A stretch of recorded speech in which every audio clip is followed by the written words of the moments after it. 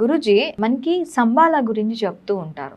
It is the divine place అంటూ ఉంటారు. అక్కడికి వెళ్తే అక్కడికి వెళ్ళాలి అన్నా మనకి రాసి పెట్టి ఉండాలి. మనం అక్కడికి వెళ్ళలేము. ఇట్స్ ఎ సూక్ష్మ రూపంలో ఉంటుంది కంప్లీట్ గా అని చెప్తాం. అసలు సంబాలా వెనకతలు ఉన్న రహస్యం ఏంటి? ఒకళ్ళు హిమాలయాల్లో ఉంటుందంటారు, ఒకళ్ళు ఏమొచ్చి జార్ఖండ్ లో ఉందంటారు. అసలు ఏంటి, ఎక్కడుంది అసలు సంబాలా? అది శంబాలా నగరము, శంబల నగరము అద్వితీయమైన అనంతమైన శక్తి ఉపాసకులు, శక్తి సంపన్నుల యొక్క ఆ ప్రదేశం.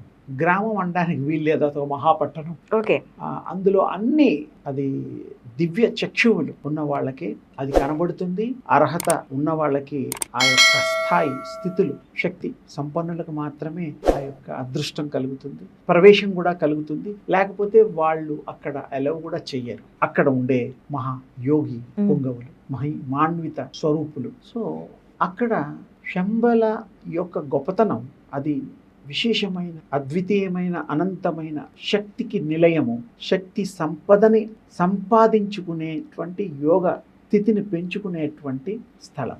మామూలు మానవ మాత్రులు వెళ్ళడానికి ఏదో ప్రదేశాలు మనం చూసి వచ్చినట్టుగా కుదరదు. మొత్తం విశ్వంలో ఈ మధ్య కాలంలో దాని మీద 2-3 శంబలలు ఉన్నట్టుగా మన వ్యాప్తిలోకి వచ్చింది.